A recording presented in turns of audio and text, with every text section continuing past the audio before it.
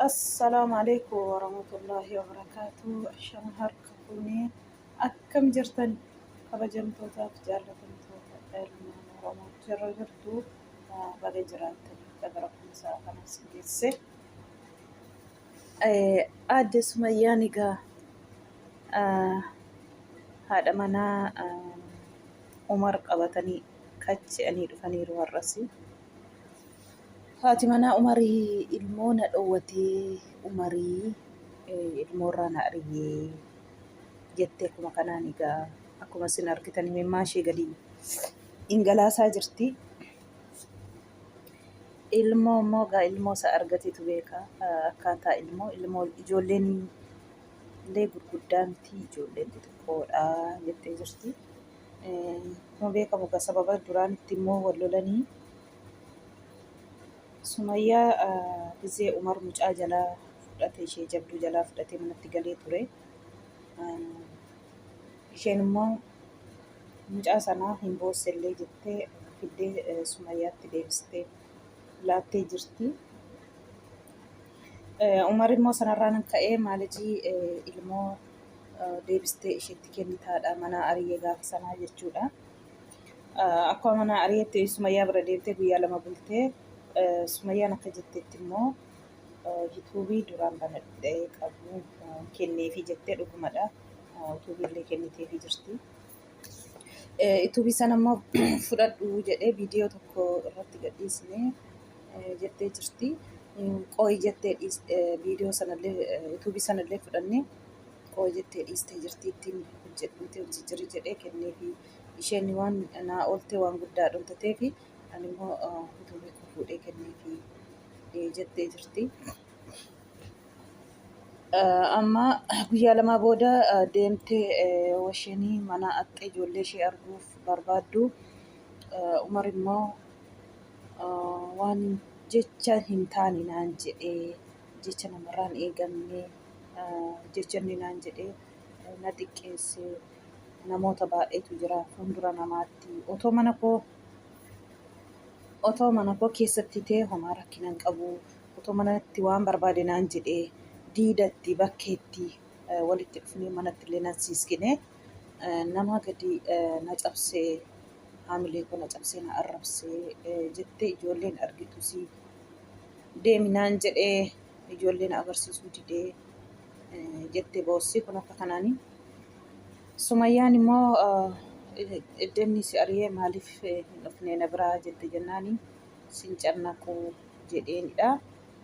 Dhufuu dhiisee si biraa sirrakkisuu jedheeni hin dhufuu dhiisee jettee boossi. Sumayyaan immoo ati obboleessa keef jettee haadha manaa keellee loluun qabdu. Sayidoon ijoollee sabiyyii miti.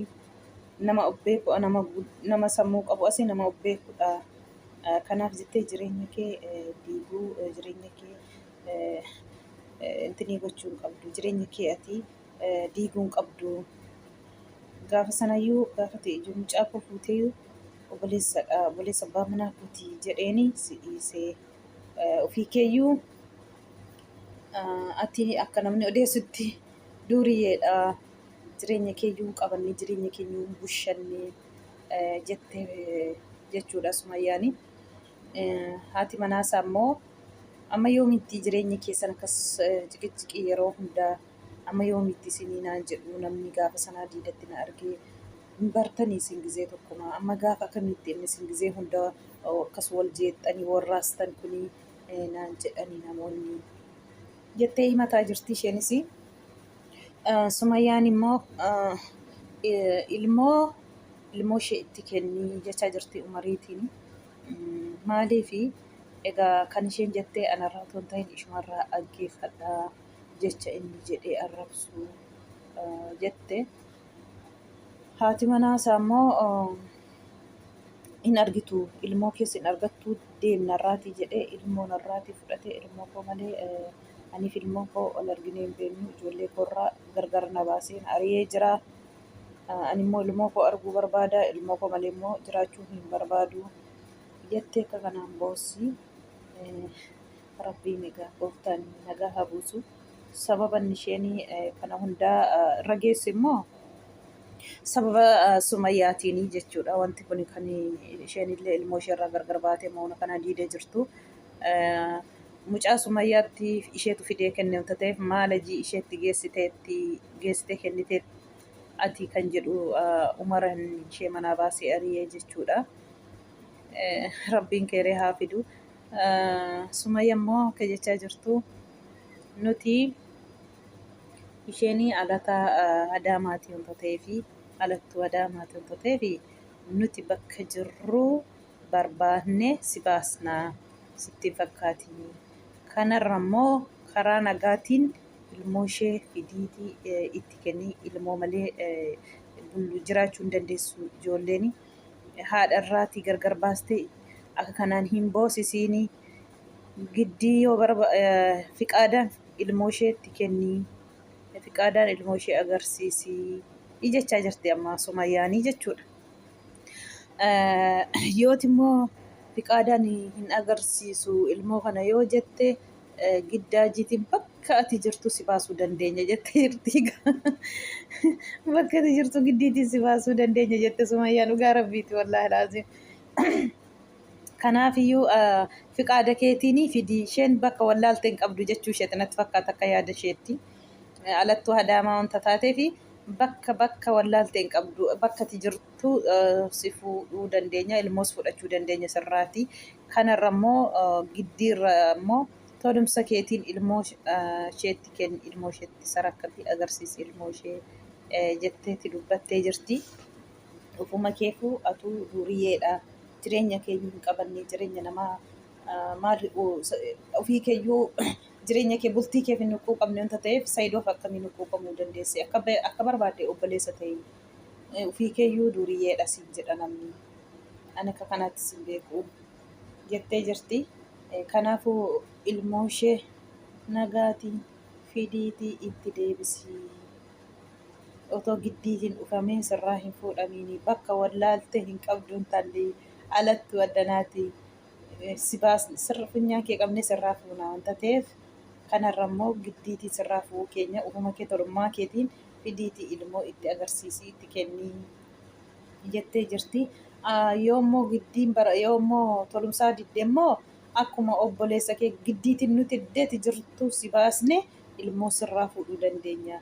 Garuu booda akkuma obboleessa kee kana ilmoo kana hin argin haftataa ilmoo kanarraa fagaattaa ilmoo kana hin argitu taatuma obboleessa kee jettee jirti kun akkuma obboleessa kee kana taataa.